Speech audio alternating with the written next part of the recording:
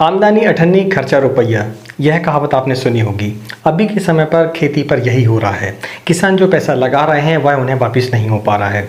इस वीडियो पर हम एक ऐसे मूल मंत्र के बारे में चर्चा करेंगे जिसका यदि आप अच्छे तरीके से इम्प्लीमेंट कर लेते हैं, उसे समझ लेते हैं, तो आप यकीन मानिए आप जो है खेती पर कभी घाटा नहीं खा सकते, खासकर इस समय के हिसाब से। वीडियो की शुरुआत करते हैं। मैं हूं राकेश साहू, आप देख रहे हैं एग्रो जीवन बातें किसान की। यह आपका अपना चैनल है। इस चैनल पर आपको खेती संबंधी जानकारी देते रहते हैं हम। अगर आपको पसंद आए तो वीडियो को लाइक करें और चैनल पहली बार आते चैनल को सब्सक्राइब करें। सबसे पहले हम जानते हैं उस मूल मंत्र को। वह मूल मंत्र दोस्तों, कम लागत और कम जोखिम में उत्पादन।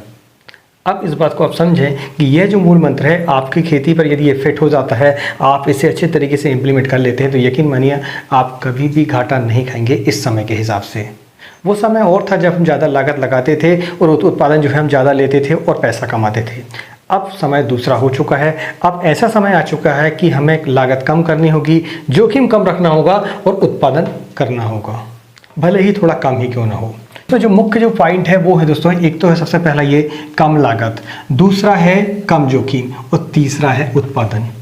इन तीनों पॉइंटों के आधार पर हम अपनी खेती को व्यवस्थित करेंगे और समझने की कोशिश करेंगे कि जैसे ये एक है हमारा कौन सा, कम लागत।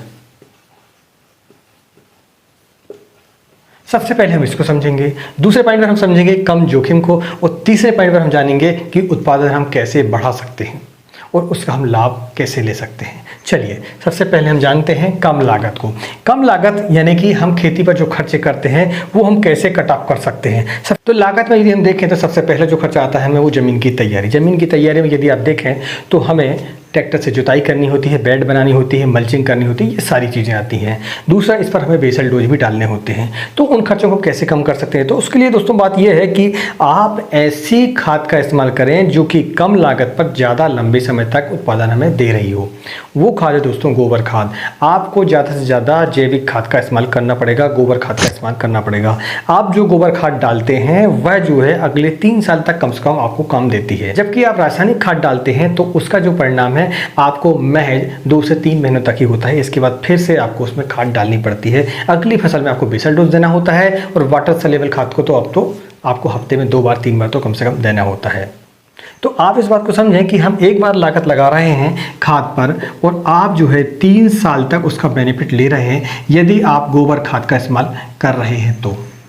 दूसरी बात आती है इसमें जुताई की, ट्रैक्टर से जो हम काम करते हैं वो, तो उसके लिए आपको ऐसी बेड बनानी है जो कि आप देखें उसको कि आप रीयूज़ कैसे कर सकते हैं। अब रीयूज़ का मतलब कैसे है कि आप जो मल्चिंग बिछा रहे हैं उसको आप माइक्रोन बढ़ा दें और जैसे खीरे जैसी फसल है, बेलवर की फसलें हैं, उसमें एक से ज़्यादा फसल ले लें आप, उसका जो खर्चा है आपका वो कम हो जाता है। इस तरीके से आप लाभ उसमें ज़्यादा ले सकते हैं और अपने खर्चे को कम कर सकते हैं।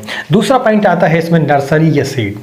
यदि आप कोई भी नर्सरी वालों से लेते हैं तो आपको जो नर्सरी की कॉस्ट है, ठीक है, वो ₹1.50 से लेके ₹2 प्रति पौधा कम से कम आपका पड़ता है।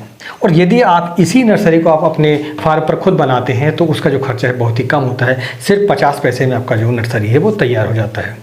तो यदि आप 5 एकड़ पर खेती कर रहे हैं, ठीक है, 5 एकड़ पर यदि आप खेती कर रहे हैं तो आपको लगभग 40,000 पौधे आपको लगाने होते हैं मिर्च या टमाटर के। अब आप इस बात को समझें कि ₹1.50 और 50 पैसे में लगभग 40,000 रुपये आपको ₹1 के हिसाब से इसमें खर्चा आपका बच जाता है।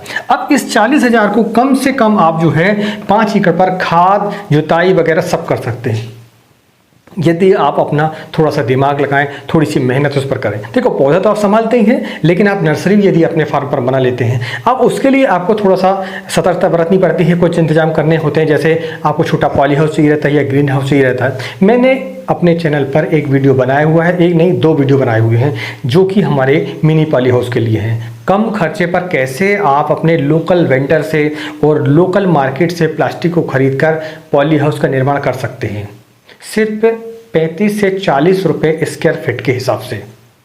मेरे पास अभी के समय पर 800 स्क्वायर फीट का एक पॉली हाउस है छोटा, जिस पर मैं 50,000 एक बार में नर्सरी तैयार कर लेता हूँ और उस पॉली हाउस की लागत को मैंने एक ही बार नर्सरी लेने में उसको निकाल दिया था। दोस्तों आपको इस तरीके से जुगाड़ अपने फार्म पर बनाने पड़ेंगे।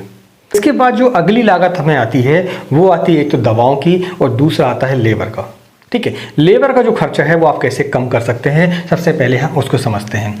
आपका जो फार्म है ठीक है, ये आपका फार्म हुआ। मान लीजिए आपकी ये रो है, ठीक है, ये आपकी बेड है, आपका ये फार्म है, ठीक है। यदि आप 5 एकड़ से ऊपर के किसान हैं, यदि आप 5 एकड़ से ऊपर के किसान हैं तो आप अपने फार्म को ऐसा डेवलप करें कि आप जो स्प्रे कर रहे हैं, यदि आप बड़े किसान हैं, सक्षम हैं, तो उसकी हम बात कर रहे हैं, तो आप छोटे ट्रैक्टर, जो आपका छोटे ट्रैक्टर वाला जो स्प्रेयर होता है, ठीक है, पीछे स्प्रेयर होता है उसमें, और दवाओं का स्प्रे जो है ट्रैक्टर से हो जाता है, उस मेथड से यदि आप स्प्रे करते हैं तो एक तो आपको लेबर खर्च कम होगा, और दूसरा आप जो दवाएं स्प्रे कर रहे हैं उसकी लागत भी कम आने वाली, क्योंकि प्रॉपर 100% जब उसमें दवाओं का स्प्रे होगा, यानी पूरी पत्तियों पर एक साथ दवाओं का स्प्रे होता है, हम बैटरी वाले पंप से या अन्य साधनों से जो स्प्रे करते हैं उस पर दवा जो है पत्तियों पर लगना छूट जाती है, क्योंकि स्प्रे उतना ताकतवर नहीं होता है हमारा, ठीक है। यदि आप ट्रैक्टर से करते हैं तो आप यकीन मानिए आपकी दवा का जो असर है वो 2 से 4 दिन एक्स्ट्रा आपका बढ़ जाता है, और दवा भी आपकी कम लगती है,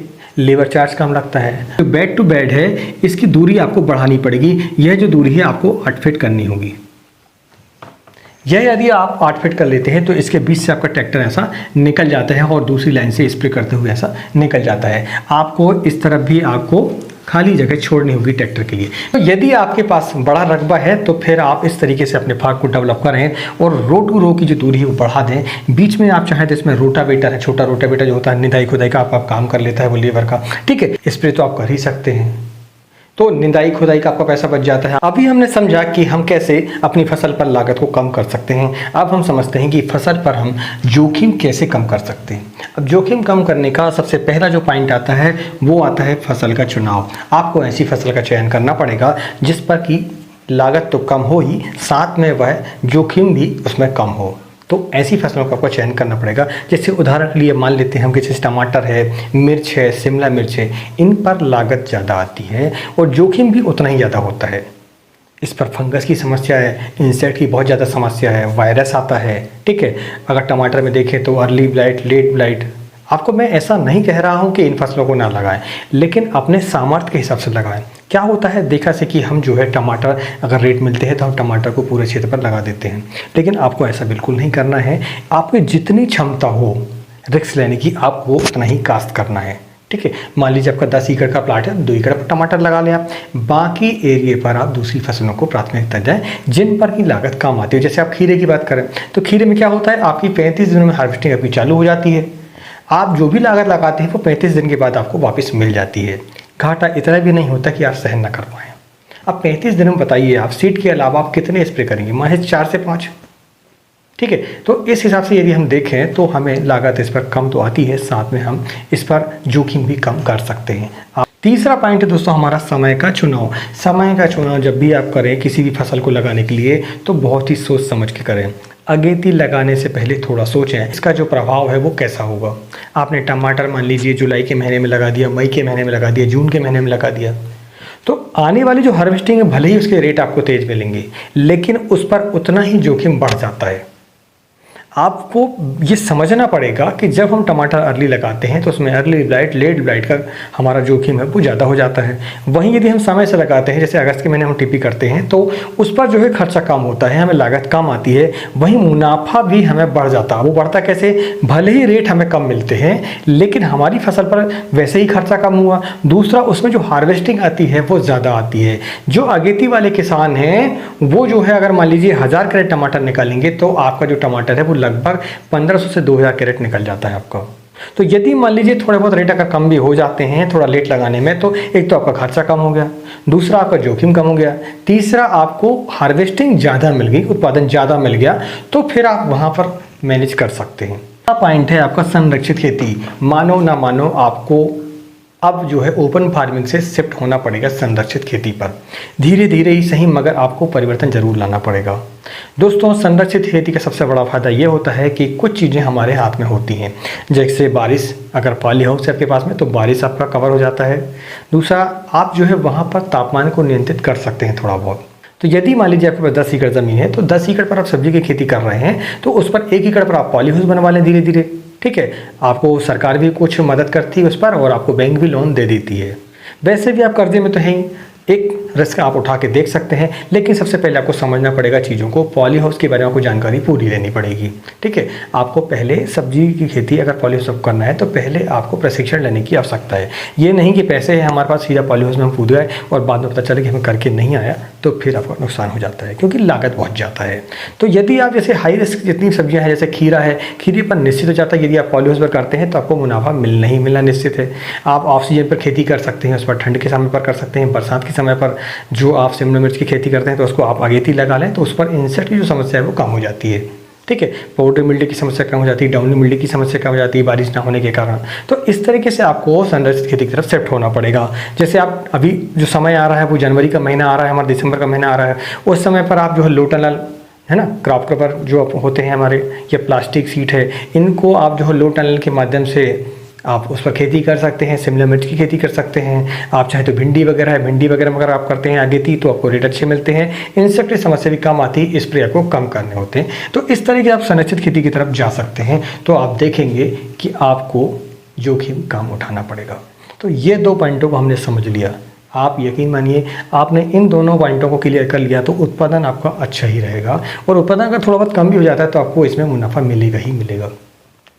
दोस्तों, हमने बड़ी मेहनत से आपको ये जानकारी दी है। यदि ये जानकारी आपको पसंद आई हो तो वीडियो को लाइक करें, और चैनल पहली बार है तो चैनल को सब्सक्राइब करें। तो हमने अभी समझा कि हम कैसे कम लागत लगाकर कम जोखिम पर अगर उत्पादन लेते हैं तो हमें ज़्यादा मुनाफा इसमें मिलने के चांस बढ़ जाते हैं। अब हम समझते हैं उत्पादन को, जो कि हमारा तीसरा पॉइंट है। उत्पादन के लिए कुछ मुख्य पॉइंट आपको मैं बता दूं कि कम से कम जब भी आप सब्जी की खेती करें तो 3 एकड़ पर कम से कम आपको सब्जी की खेती करना चाहिए। तो कम से कम 3 एकड़ खेती करने पर सबसे बड़ा फायदा यह होता है कि जो ट्रांसपोर्ट की समस्या है वो हमारी दूर हो जाती है। अब वो कैसे? आपके पास मान लीजिए माल 4 कुंटल है, तो आप कहाँ से गाड़ी लाएंगे? अगर लाएंगे भी तो उस पर जो भाड़ा है वो ज़्यादा हो जाता है, ठीक है। वहीं आप अगर टमाटर लगाते हैं, आप 3 एकड़ पर खेती करते हैं, मैं इसलिए बोल रहा हूँ आपको कि 3 एकड़ पर 3 से 4 दिन में कम से कम एक पिकअप जो है बन जाती है, यानी कि 100 से 125 कैरेट हमारी एक पिकअप पर आती हैं। तो वो हमारा जो लोड हो जाता है, तो उससे क्या होता है कि जो बाहर के व्यापारी हैं, जो खरीदार होते हैं, वो हमारी एक गाड़ी को खरीद लेते हैं। लेकिन आपके पास मान लीजिए 30 कैरेट 40 कैरेट टमाटर है तो उसको खरीदने वाला कोई नहीं है, बाहर का व्यापारी। फिर आपको मजबूरी मंडी सेल करना पड़ता है। तो छोटा करें तो बहुत ही छोटा करें कि आप रिटेल कर सकें, लेकिन जब आप मंडी की बात करते हैं, व्यापारियों की बात करते हैं, तो फिर आपको एक बात समझनी है कि कम से 3 एकड़ पर, चाहे आप टमाटर लगा रहे हो, मिर्च लगा रहे हो, शिमला मिर्च लगा रहे हो, आपको कम से कम 3 एकड़ पर खेती करनी चाहिए। तो आपका जो उत्पादन है वो सही रेट पर बिक जाएगा। जैसे मान लीजिए हमें टमाटर भी निकाल रहे हैं हम, तो एक गाड़ी बन जाती है, तो किसी को फ़ोन लगाओ व्यापारी को तो वो खरीद लेता है। लेकिन वहीं अगर हम 20 कैरेट 30 कैरेट टमाटर को बेचने को जाएंगे तो इतना भाड़ा हमारा लग जाता है जितना हमें मुनाफा नहीं मिल पाता है। तो इस बात को आप समझें कि कम से कम 3 एकड़ पर खेती करें आप। दूसरा, आपको वही बात इसमें एक आ जाती है कि आपको रिटेल सेल कर सकते हैं तो करें। अगर छोटे आप किसान हैं तो आप रिटेल सेल करें बाज़ारों पर जाकर, तो आपको उसके दाम अच्छे मिलेंगे, भाड़ा कमीशन ये सब बच जाता है। लेकिन बड़े किसान हैं तो फिर आपको ट्रांसपोर्ट से बचना पड़ेगा और कमीशन से बचना पड़ेगा। वो कैसे बचेंगे आप? वो ऐसे ही बचेंगे कि 3 एकड़ पर कम से कम आपको खेती करना पड़ेगा सब्जी की, तो आपके व्यापारी आपके घर पर आएंगे और माल खरीद के ले जा लेंगे, आपको अच्छे दाम भी देंगे। मंडी पर तो कुछ गारंटी नहीं है क्या बिक रहा है क्या नहीं बिक रहा है, तो आपको इस तरीके से उत्पादन को मैनेज करना पड़ेगा। दोस्तों, इस वीडियो को बनाने का हमारा मकसद यही था कि आपकी हम लागत को कैसे कम करें और जोखिम को हम कैसे कम करें, ताकि उत्पादन जो आए उस पर आपको प्रॉफिट मिले, ना कि नुकसान हो आपको। अगर यह जानकारी आपको अच्छी लगी हो तो वीडियो को लाइक करें, और चैनल पहली बार आए तो चैनल को सब्सक्राइब करें, और ज़्यादा से ज़्यादा किसान भाइयों को इसको शेयर करें ताकि वो भी लाभ कमा सकें। आज के वीडियो में इतना ही। मिलते हैं एक नए वीडियो में एक नई जानकारी के साथ। तब तक नमस्कार। जय हिंद, जय किसान, जय जवान।